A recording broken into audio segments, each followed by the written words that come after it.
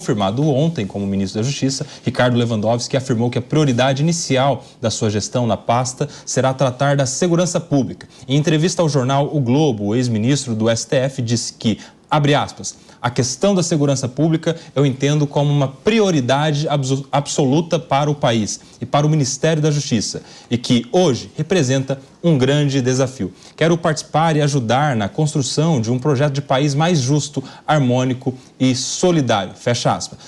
Lewandowski também elogiou Ricardo Capelli, secretário executivo do Ministério, a quem chamou de técnico competente. A continuidade de Capelli na pasta da Justiça ainda é uma incógnita. Meu amigo Bellucci, a pasta é Ministério da Justiça e Segurança Pública, mas o assunto dos últimos dias é a segurança. Essa sensação de insegurança, a criminalidade, o aumento do poder das facções criminosas tem pressionado o Ministério da Justiça e o novo ministro nomeado, que vai tomar posse em fevereiro, já disse que será uma das prioridades e, de fato, é isso que a população espera. Perfeito, é isso que todos esperamos. Agora, sempre foi discutível desde o início a junção desses dois ministérios, né? Segurança Pública e Justiça, que são áreas distintas e, na minha visão, não deveriam estar unificadas. Agora, em teoria, o Lewandowski vai assumir para seguir um plano que já haveria lá do Flávio Dino, né? No Ministério da Justiça e Segurança Pública. Qual é o plano? Porque aparentemente não há plano algum. A gente tinha muitas coletivas sobre situações em andamento, pouca apresentação de números e pouca efetividade. A indicação do Lewandowski por si só nos mostra a total ausência da separação de poderes. É essencialmente um clube de amigos. Ora eu coloco meu amigo aqui, ora ali. Então é muito perigoso. A visão do Lewandowski com relação ao direito penal é extremamente permissiva. Então podemos esperar mais permissividade, na verdade, com a criminalidade. Não sei se teremos um combate efetivo, porque falta o plano. Qual que é o plano do Ministério da Justiça e Segurança Pública? Ninguém sabe. Ô, Renato Ribeiro, a política do Lewandowski é permissiva ou é garantista? Acho que nem uma coisa nem outra. O Lewandowski, ele foi meu professor na faculdade, conheço até na condição de aluno que fui, e é um homem experiente, professor titular aposentado da USP. Livre docente, inclusive. Livre docente, professor titular. Foi desembargador do Tribunal de Justiça de São Paulo, foi ministro do STF, foi presidente do STF, ou seja, comandou todo o judiciário brasileiro.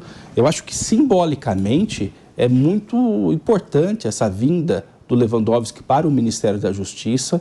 Não é uma novidade, é a 12ª vez que um ex-ministro do Supremo se torna ministro da Justiça, ou seja, isso aconteceu com o Nelson Jobim, da última vez, mas é a 12ª vez que isso acontece na nossa história brasileira. Não é uma novidade um ministro do Supremo se tornar ministro da Justiça. Agora, ele tem um desafio muito grande, tem experiência para isso, volto a dizer, existe todo um simbolismo da presença do ministro Lewandowski no governo, à frente disso, porque é alguém respeitado. É alguém respeitado pela Polícia Federal, é alguém respeitado no Poder Judiciário, é respeitado na BIM.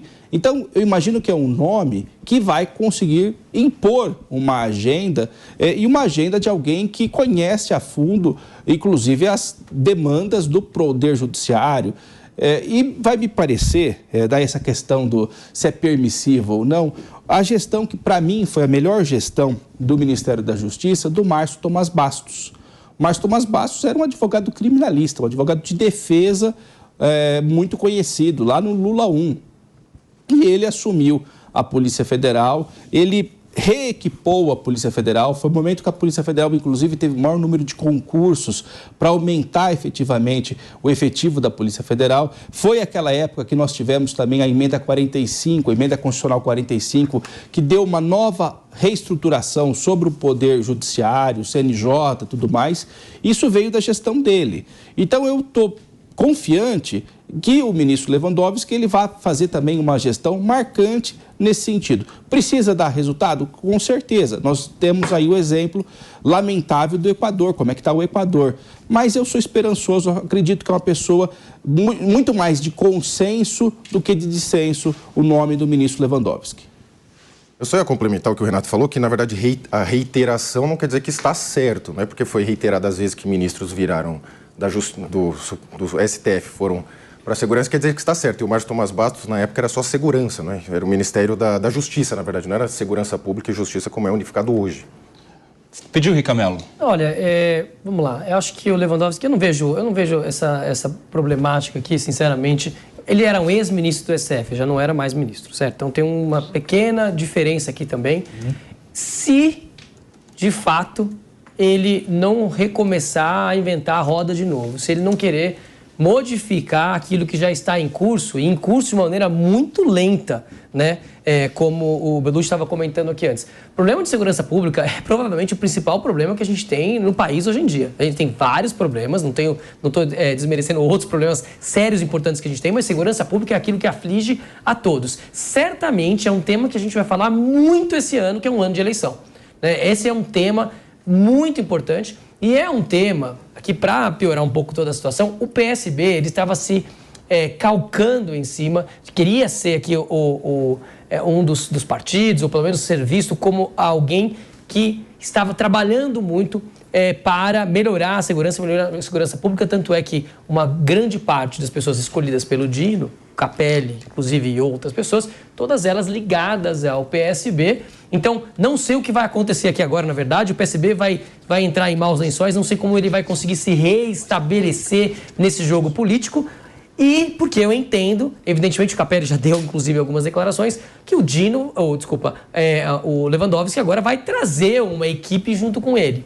O que eu espero é que essa equipe, então, utilize aquilo que o Dino e o Capelli e as outras pessoas do primeiro escalão, né? Os outros braços direitos aí que o Dino tinha, para que não mude de novo a roda, para que consiga, de fato, sair do discurso e colocar em prática políticas de segurança pública muito melhores do que a gente tem. Temos várias questões aqui, como que, por exemplo, né, como são as questões com cada um dos estados, o que o que deveria ser demanda da federação, né, de fato do governo federal, o que deveria ser de cada um dos estados, ou seja, tem muitas discussões que têm que acontecer. Eu espero que a gente não perca esse tempo que já foi perdido, né, de muitas discussões, para que a gente consiga ter uma política de segurança pública mais efetiva. Espero que a gente não perca isso com essa vinda do Lewandowski. Ô, Mônica Rosenberg, a dúvida agora é saber se o Capelli fica ou não. Ele entrou em evidência no ano passado, foi interventor da segurança pública no Distrito Federal, depois dos atos do dia 8. Claro, isso tornou o nome dele muito conhecido. Agora, quando o 8 de janeiro completou um ano, o nome dele foi relembrado pela sua atuação e tal, saiu em toda a imprensa e tem ali um pedido do Flávio Dino, um apadrinhamento, vamos dizer assim, pela permanência do Ricardo Capelli. Mas o Lewandowski, aparentemente, quer trazer o seu time para os cargos de primeiro e segundo escalão do Ministério. Nessa imagem que a gente está vendo, que é o Lula ao lado do Flávio Dino e do Lewandowski, exatamente no anúncio que ele faz do novo ministro da Justiça, o ministro aposentado do STF, Ricardo Lewandowski, o Lula faz uma analogia a um time de futebol. O presidente fala que se ele fosse técnico de um time de futebol, ele não gostaria do presidente do time interferindo na escalação de quem ele deve colocar ou não em campo. E essa analogia, claro, indica que o novo técnico do Ministério da Justiça vai poder escalar quem ele quiser sem interferência do presidente. É uma dica de que o Capelli está de malas prontas de saída do Ministério da Justiça e Segurança, ou você acha que o histórico dele em 2023 vai fazer ele permanecer no cargo? Mônica Rosenberg. Eu acredito que o Lewandowski vai querer colocar a equipe em quem ele confia, mas ele veio com uma fala de continuidade, então tudo é possível. Agora, eu gostaria de voltar e fazer uma provocação ao Rica e a todos da mesa, porque eu tenho uma visão um pouco diferente. Você falou que segurança pública é um dos maiores problemas do Brasil. Sem dúvida, é uma das grandes dores do brasileiro. Porém, a segurança pública, a falta dela, é uma consequência dos nossos outros problemas. Então, ela não é um problema por si só. O problema do Brasil é saúde, é educação, é uma quantidade de coisas que acabam gerando essa falta de segurança pública.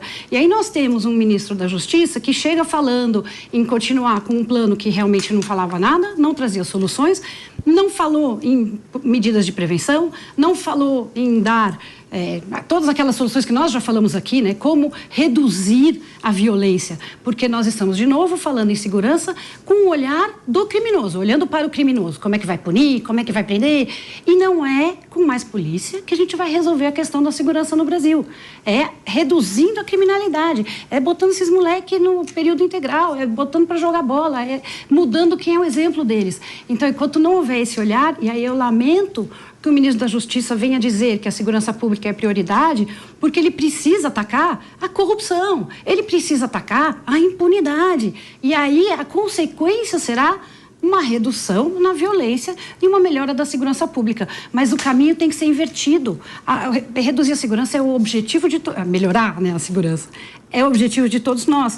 Mas se a gente só ficar olhando para ela, para o momento onde o crime já aconteceu, estamos perdendo todas as oportunidades que são de evitar que aconteça. A pessoa que foi assassinada, não adianta depois. Claro, tem que ter punição. Eu estava falando antes aqui, tem que haver a certeza da punição, e eu estava dizendo que o caso do helicóptero é falta de punição para os culpados. Óbvio que tem que haver punição, tem que ter a certeza. A impunidade é um grande fomento da criminalidade continuada. Mas não é só isso. Temos que ter políticas efetivas para reduzir a criminalidade. Renato Ribeiro, eu quero te perguntar sobre o PSB, meu amigo, porque o Flávio Dino, do PSB, o partido do vice-presidente da República, está deixando o ministério está sendo ocupado por alguém que não é do partido. A gente já viu na reforma ministerial do ano passado o partido perdendo o importante Ministério de Portos e Aeroportos, quando Márcio França deixou a pasta para a entrada do Republicanos na base do governo, com o ministro Silvio Costa Filho assumindo a pasta. Aí o Márcio França ganhou ali uma salinha do lado do vice-presidente, que foi chamada de Ministério do Empreendedorismo, pequena e média empresa, alguma coisa assim. Fato é, com a saída do Flávio Dino e a entrada do Lewandowski, o partido do vice-presidente tem 2 ministérios. Essa salinha do Márcio França e o próprio Ministério do Geraldo Alckmin de Desenvolvimento da Indústria, Comércio e Serviços. Como que você enxerga esse esvaziamento de um importante partido que provavelmente tenha sido aquele que uniu o presidente com o vice e, claro, impactou relevantemente no resultado final das eleições? Renato Ribeiro. Eu acredito assim, faz parte da composição política, mas o PSB ele continua bem dentro do governo federal. O próprio Capelli teve um protagonismo muito bem colocado por você, Kobayashi, aqui no ano passado, na intervenção e tudo mais, tanto que o nome dele se apresenta hoje como um possível nome a concorrer o governo do Distrito Federal pelo PSB. Então, eu acredito que o PSB continua ainda como uma peça fundamental na base do governo, tendo o vice-presidente, tendo o Márcio França. Não é necessariamente com a saída do Ministério da Justiça que o PSB vai deixar de ser uma força importante no governo federal. Mas eu quero chamar a atenção nesse debate também para uma questão que eu sempre defendo, eu acho que eu não posso deixar de falar sobre isso, é a questão da inteligência.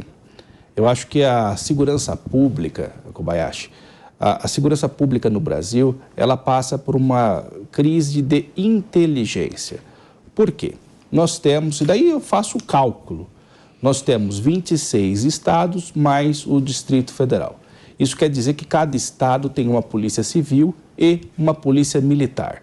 Nós temos, então, 27 polícias militares, 27 polícias civis e uma polícia federal. Isso dá 55 polícias no Brasil, fora as guardas civis, que em alguns municípios com uma determinada população utilizam armas, outras não, e que também colaboram com a segurança pública. Esse sistema não precisa ser muito inteligente para entender que é um sistema irracional.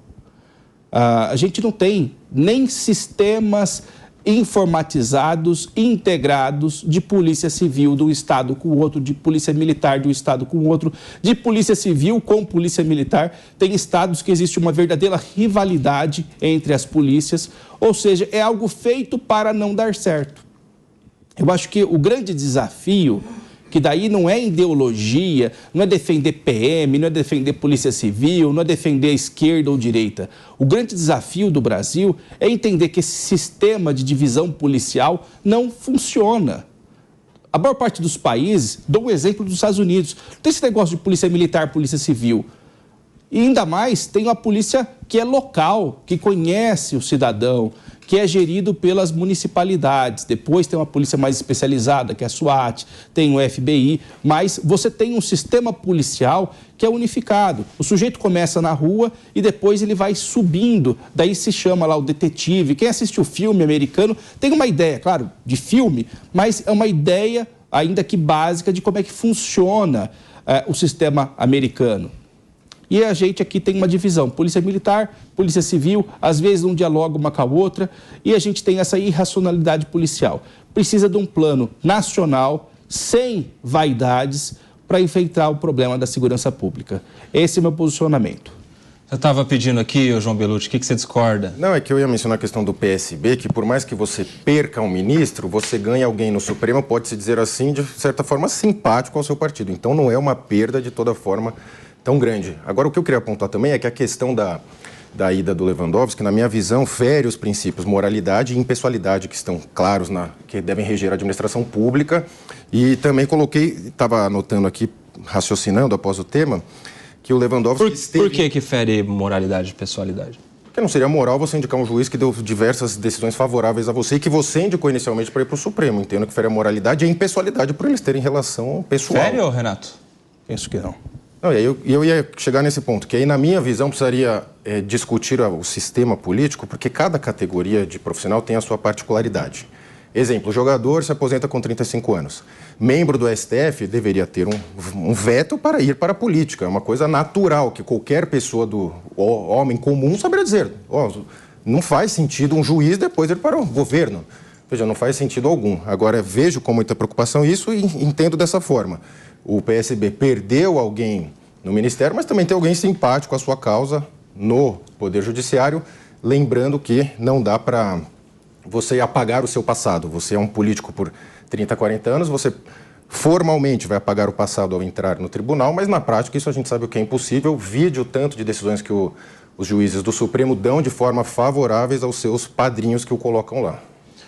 Alguém gostaria de falar? Porque o João Belucci trouxe dois pontos interessantes aqui. Primeiro, eu falo depois. A moralidade e a pessoalidade, que o Renato já falou que não concorda. E segundo, de que a gente deveria ter um veto do juiz ir para... Do Supremo é juiz, sim. Um ministro do Supremo ir para a política. Fala então, Renato, e depois Rica e Mônica.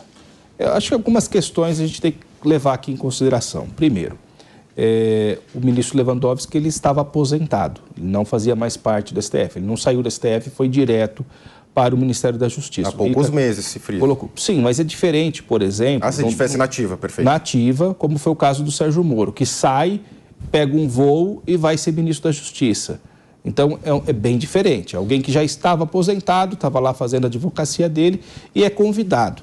Então, esse ponto acho que é interessante. Segundo, o Lewandowski, ele exerceu a magistratura durante muitos anos, seja no Tribunal de Justiça de São Paulo, que é o maior tribunal da América Latina, seja da condição de ministro do Supremo. E condenou, muitas vezes no mensalão mesmo, ele teve muitas condenações contra pessoas do PT. Então não é uma questão assim, o sujeito é ideológico e tudo mais. Não é isso. Ele não combinava sentença e provas com membros do Ministério Público. E ele votou só para complementar, ele votou pela constitucionalidade do processo de impeachment da presidente Dilma Rousseff, porque durante o procedimento, vários partidos, por muitas vezes, iam ao STF questionar a legitimidade, a constitucionalidade do processo, e ele votou pela constitucionalidade. Posteriormente fatiou, criando uma inovação também. No dia da sessão no Senado, em que essa decisão questionadíssima de fatiar a punição. De que, golpe no golpe. Isso aí foi muito questionado, porque foi uma decisão inédita que não encontrava naquele momento base em nenhum livro de constitucional. Pode complementar. Então, e esse é o ponto que eu digo. Assim, tem muita gente nas redes sociais querendo comparar com o Sérgio Moro, mas acho que o Sérgio Moro é o sujeito que não agrada nem a direita nem a esquerda, né? Ele acabou fazendo o que fez, foi para o governo, daí saiu do governo Bolsonaro tentando derrubar o governo Bolsonaro, ou seja, e depois veio toda aquela questão da Vaza Jato mostrando que ele combinava com o Ministério Público, diferentemente do ministro Lewandowski, que sempre se portou de uma maneira muito discreta até no STF, muito imparcial, decidiu conforme a sua consciência e ciência e não tem nada que desabone o ministro. Então, acho que é benéfica, volto a dizer, é um símbolo a presença dele no governo Lula. É alguém que estava na aposentadoria, que poderia ter ficado na aposentadoria, na advocacia, do jeito que ele quisesse, e volta ao retorno.